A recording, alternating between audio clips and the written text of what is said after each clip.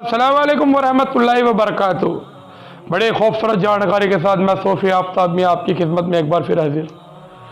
हज़रत निज़ामुद्दीन महबूब इलाही के महबूब खलीफा अमीर खुसरो बड़ी मशहूर हस्ती रही है और आप अपने पीर की बदौलत ही मशहूर हुए थे। आप बादशाह के वज़ीर भी थे। बादशाह को पता था कि हज़रत निज़ामुद्दीन महबूब इलाही के बड़े महबूब खलीफा हैं अमीर खुसरो। तो कुछ ऐसा हुआ कि वहाँ कुछ हालात बिगड़ गए, वहाँ के पूरी स्टेट के हालात ख़राब होने लगे उस दौर के अंदर। तो उन्होंने हज़रत अमीर खुसरो से कहा कि आप अपने पीरो मुर्शिद से दुआ करवाइए, मैं मेरे पीरो मुर्शिद से बात करूँगा। वो अपने पीरो मुर्शिद के पास गए। उन्होंने कहा हुजूर, दिल्ली के हालात ख़राब हो रहे हैं, चारों तरफ हालात बिगड़ रहे हैं, हुजूर आप दुआ कर दें तो ये काम सही हो जाए। तो कहे ऐसा अपने बादशाह से बोलिए कि वो बू अली शाह कलंदर पानीपत शरीफ जा करके उनसे दुआ करवाए। हज़रत अमीर खुसरो ने जो मैसेज हज़रत निज़ामुद्दीन महबूब इलाही सरकार ने जो मैसेज दिया था, जो संदेश दिया था, जो समाचार उनके हाथों भिजवाया, तो उन्होंने जाके उनको कहा। तो उन्होंने कहा भाई मैं वहाँ क्या से जाऊँ, वहाँ भी तुम्हें ही जाना है। वो कहा भाई मैं तो दर दर दर बदर मैं नहीं घूमता, मेरा तो एक ही दर हज़रत ख्वाजा निज़ामुद्दीन महबूब इलाही, मैं दर बदर क्यों घूमूँ। तो वह कौन जाएगा, ये काम तुम्हारे अलावा कोई कर नहीं सकता, ये जिम्मेदारी तुम्हारे अलावा कोई ओढ़ नहीं सकता। उन्होंने कहा भाई मैं नहीं जा रहा, मेरा तो एक ही दर है। तो उन्होंने कहा कि अगर तुम्हारे पीरो मुर्शिद से मैं कहलवा दूं फिर चले जाओगे। तो हाँ बेशक चला जाऊंगा। तो उन्होंने जाकर मैसेज पे संदेश भिजवाया हज़रत निज़ामुद्दीन महबूब इलाही के पास कि हज़रत अमीर खुसरो को इजाज़त दी जाए कि वो अली शाह कलंदर पानीपत जाकर के उनसे दुआ करवाए। तो उन्होंने कहा ठीक है, अमीर खुसरो को इजाज़त दे दी, जाइए। वहाँ पहुँचे पानीपत, सरकारी नुमाइंदे भी गए 8-10 साल के अंदर।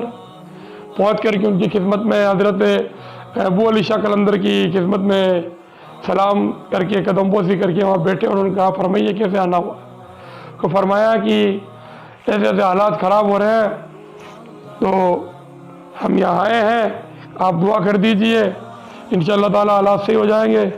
तो आपको हमारे पास किसने भेजा कि हमारे पीरो मुर्शिद हज़रत निज़ामुद्दीन महबूब इलाही। अजीब बात है, उन्होंने आपको यहाँ मेरे पास भेज दिया और मैं हर जुमेरात को वहाँ उनके पास हाजिरी दे के आता हूँ। बड़ी ज़ोरदार बात कह दी आपने। खैर दुआ तो मैं कर दूंगा, लेकिन एक शर्त है। जी बोलिए। अपने जब आपके हालात जब सुधर जाए तो आप अपने बादशाह को कहिए कि वो मुझसे आकर के मिले। ठीक है साहब। उन्होंने दुआ करी। दुआ करते पहले दिन से ही हालात जो बिगड़े हुए थे वो काबू होने लगे।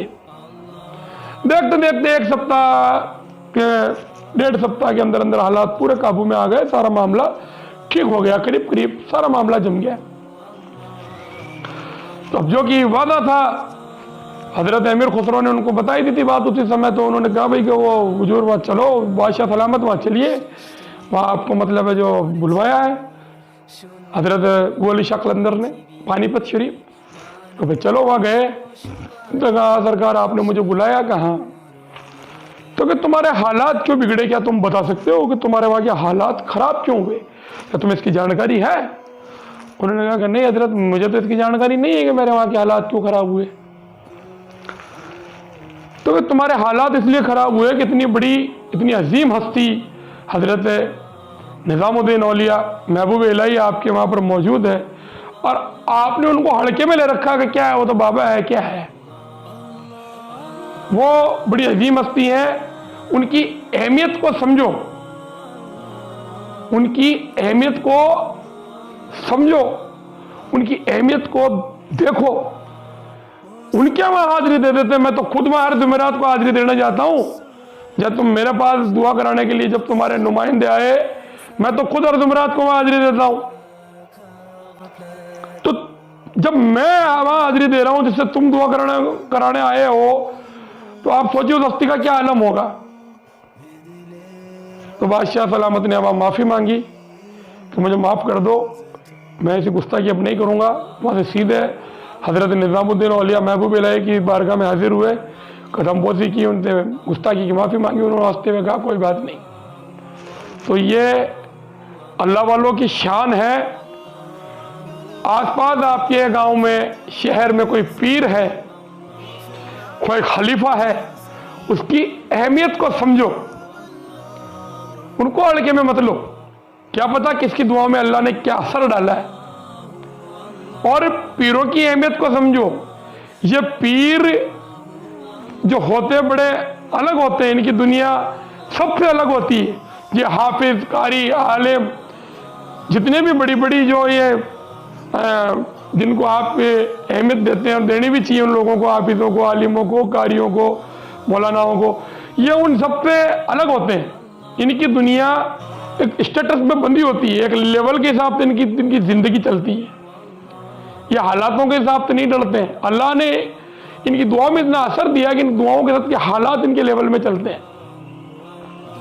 गुजारिश है पीरों की अहमियत को समझे।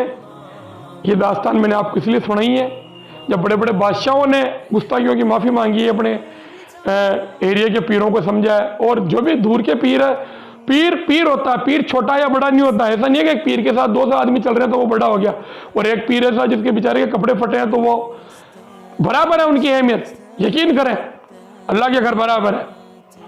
आपसे गुजारिश है मेरी इस बात को समझे, सोचें, अपने जहन में उतारें और अपने तौर तरीकों का थोड़ा ख्याल करें। मेरी जानकारी के लिए आप मेरे चैनल को देखते रहें, सब्सक्राइब करें। दुआ खैर में याद रखें। अस्सलाम वालेकुम वरहमतुल्लाहि वबरकातुहू।